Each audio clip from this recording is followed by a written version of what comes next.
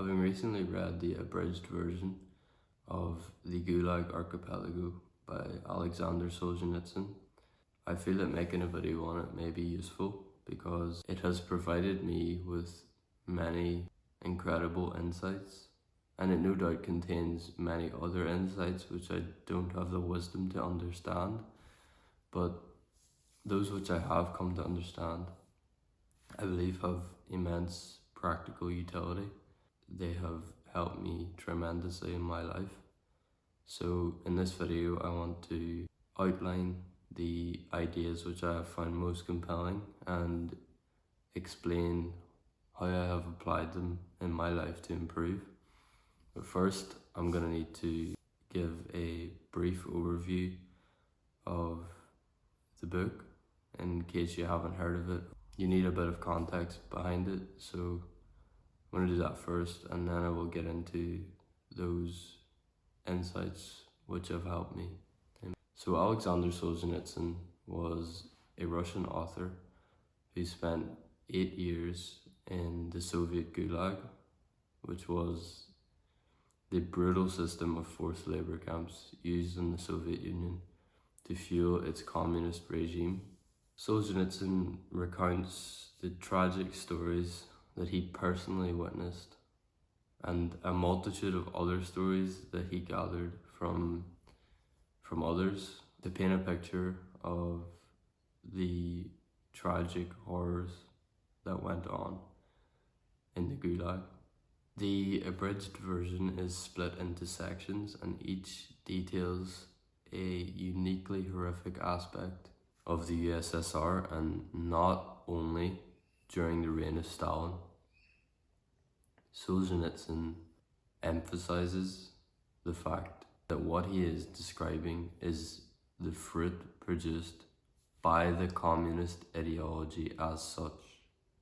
This point is extremely important to the first insight that I'm going to detail. And I just want to add here that I'm not going to give any history lessons, not least because I'm nowhere near qualified or well read enough to do so.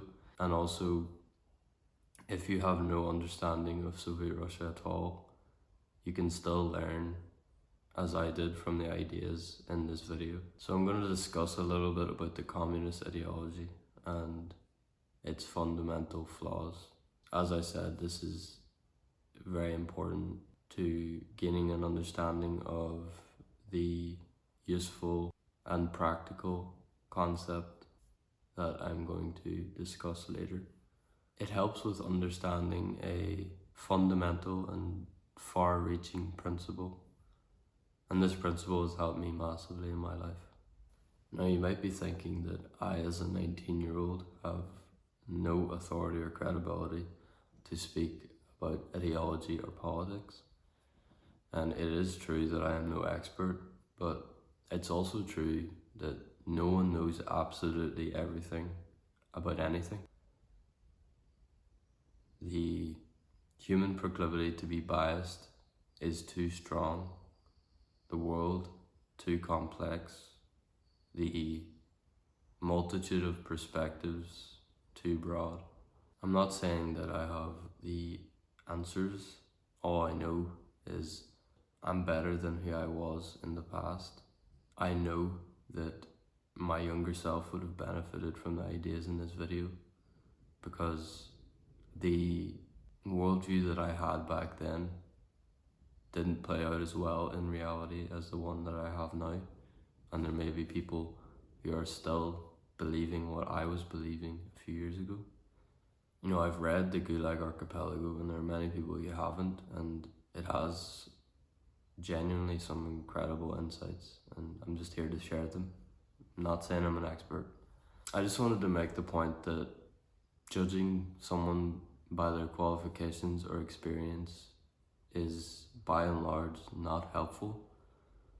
Christ says in Matthew 7:16, "By their fruits you will know them," meaning you will be able to characterize the quality or goodness of an idea based on the outcomes it produces when it's played out in reality.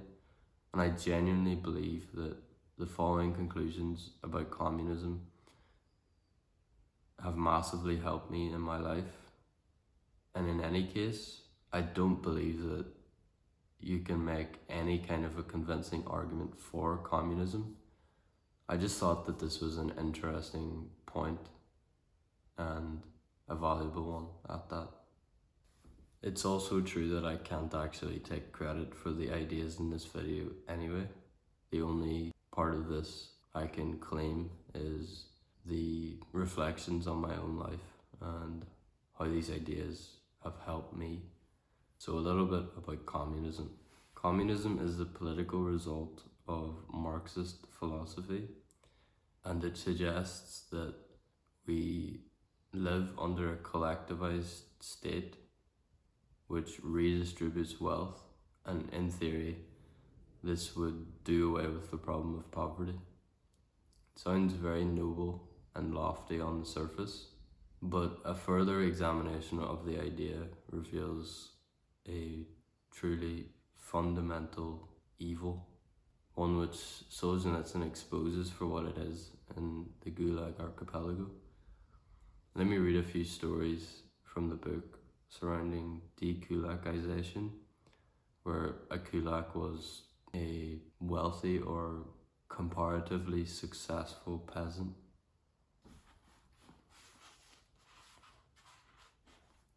The principle underlying dekulakization can also be clearly seen in the fate of children. Take Shurka Dmitriev from the village of Masleno. He was 13 when his father, Fyodor, died in 1925, and he was the only son in a family of girls.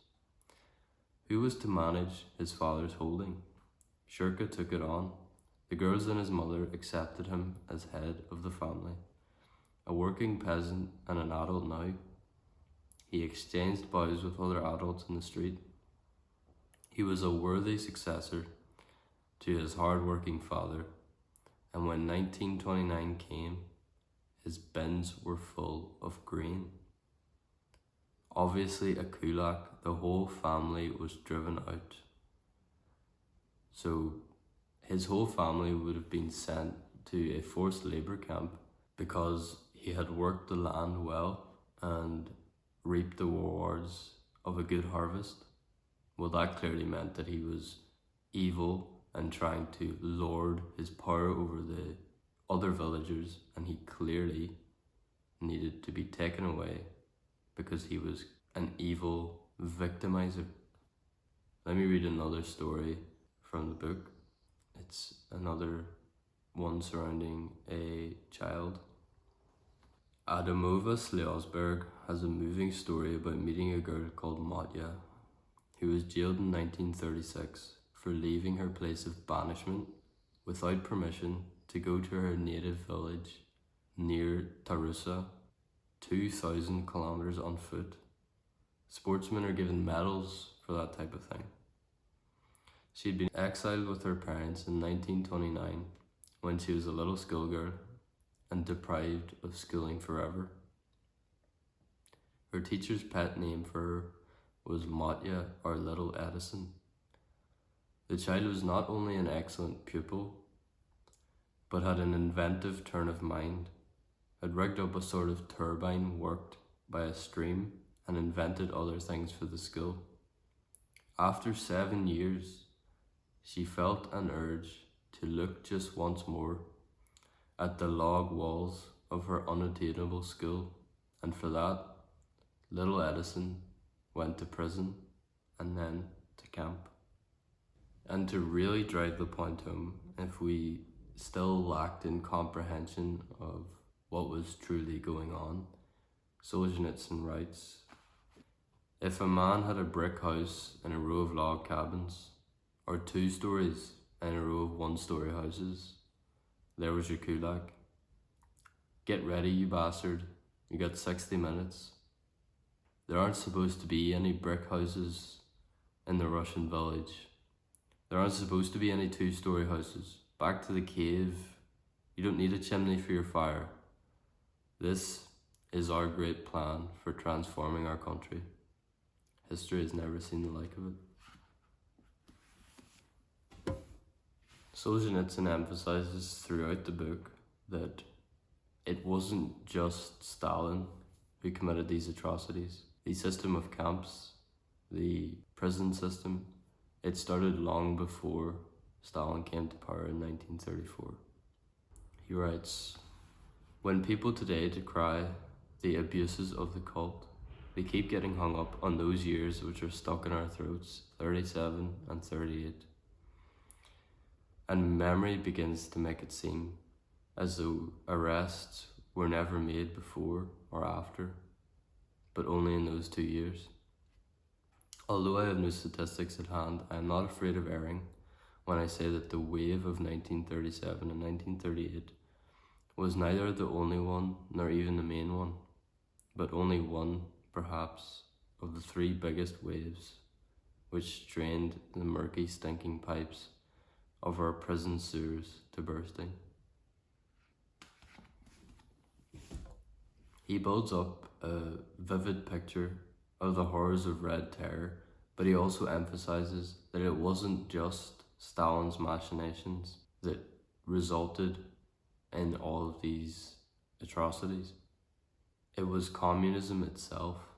All of these things are the inevitable, direct results of the philosophy that Marx put forward and that Lenin adopted, because the true motivation behind it wasn't a solidarity with the poor, it was a hatred of the rich. This is foundational to communism, and it's not optional. You might ask, why? Wasn't it just an implementation problem with all of these communist regimes across the world? No, it wasn't. I believe it's clear, going back to Matthew 7:16, from the fruit produced by Soviet Russia and Communist China. And these are certainly not the only examples, Cambodia being another. But you may not be entirely convinced just yet, as these regimes clearly had a ruthless dictator who was much, much more evil than good. Why not lay all the responsibility at the feet of these terrible men? We need to delve deeper. We need to determine the true nature of the foundation of communism. I'm going to begin with a quote from the 2018 foreword to the abridged version of the Gulag Archipelago by Jordan B. Peterson. "The hypothetically egalitarian, universalist doctrines of Karl Marx contained hidden within them sufficient hatred, resentment, and denial of individual culpability and responsibility to produce nothing but poison and death when manifested in the world." So first of all, Marx assumed that the world was ruled by money. Insofar as capitalism does the same, it is its opposite. So instead of associating virtue with the wealthy and evil with the poor, which by no means does capitalism do that, unless you define it in that manner. The West is not built on the principle that the wealthy are all virtuous and the poor useless and evil. It has tilted in this direction many, many times, but contrary to the prevailing belief in today's society, it is not foundational. It is not fundamental to the West. It might be fundamental to capitalism if you define it in that manner, but our society is not built upon that principle. But anyway, that's an argument for another day and another video. Back to communism. Communism is the opposite, and it truly is the opposite of that. It postulates, by definition, that any drive that you have to achieve a more abundant life is fundamentally evil.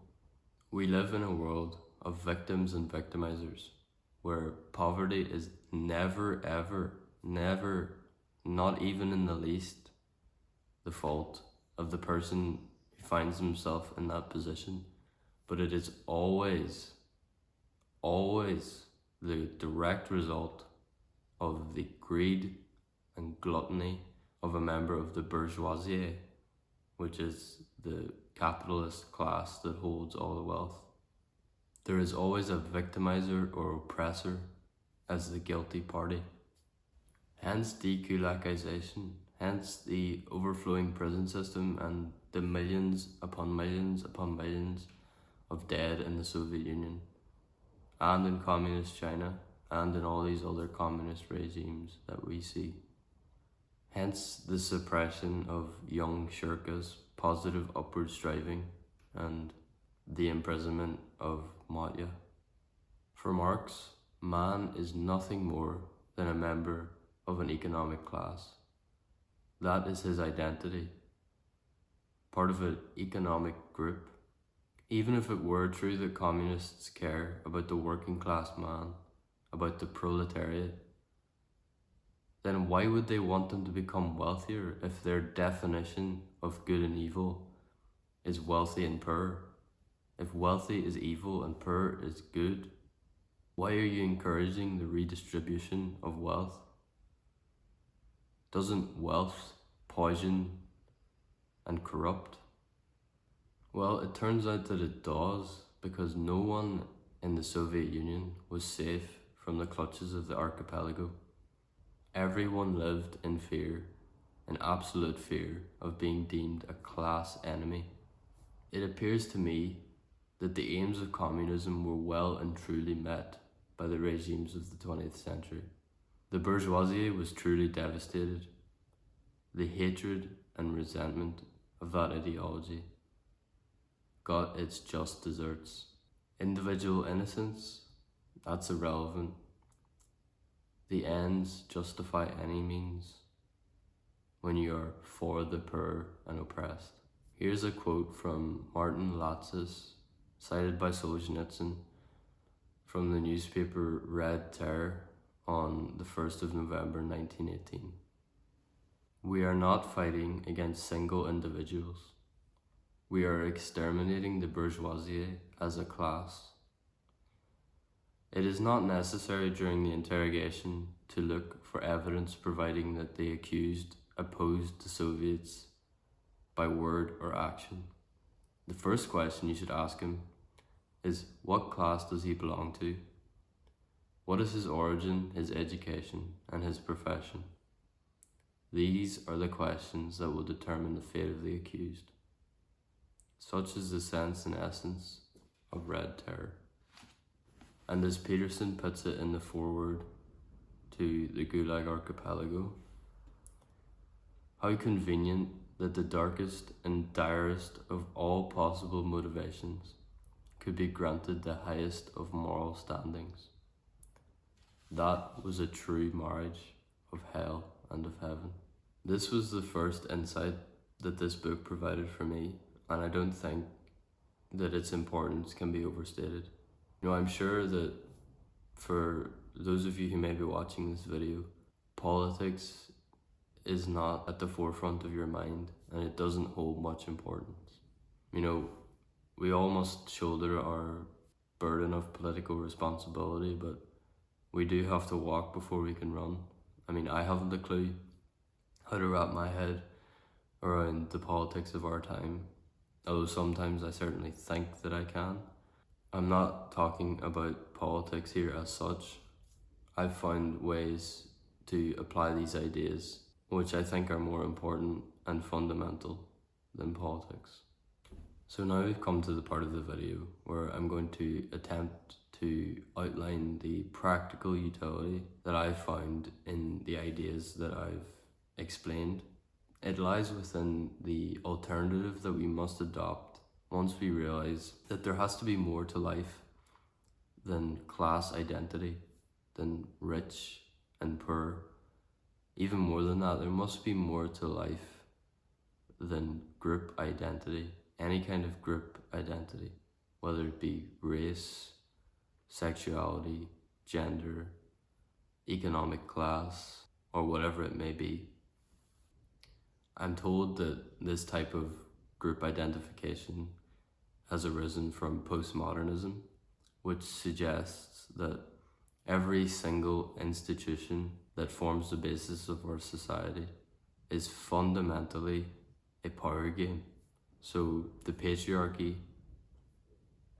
uses its power to oppress women. The church oppresses dissenters.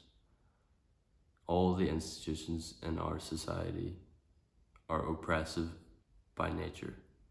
Even more than that, it suggests that the structure of our universe itself is based on nothing but power. So nothing you do can be motivated by anything but the desire to lord it over others. If you want to have a marriage, it's simply because you want to exert your power over your partner. And that's it. We know now where this type of hateful and resentful idea leads, because Solzhenitsyn had the bravery and shouldered the responsibility to show us. And so, what is the alternative that we must adopt? Full credit to Solzhenitsyn and Jordan Peterson and Carl Jung for these ideas, by the way. I believe that the alternative is individual responsibility. So the terrible inequalities of our world have existed forever, it seems. Forcing people to do anything never works. You can't forcefully remove the inequalities by some utopian vision. Equality of outcome requires the same gerrymandering that the Soviets tried. It's equality of opportunity that we need to strive for.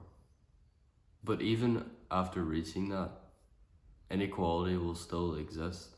Suffering and evil will still exist. There will still be rich people and poor people. There will still be people who are better off and who are not so well off.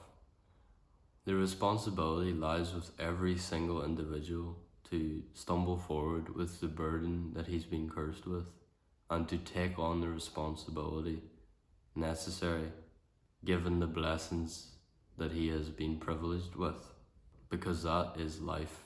You have to bear the weight of your lack of privilege and your privilege, because trust me, if you don't take on the responsibility necessary corresponding to the privilege you have received, to the talents that you have been blessed with, they will come back to haunt you.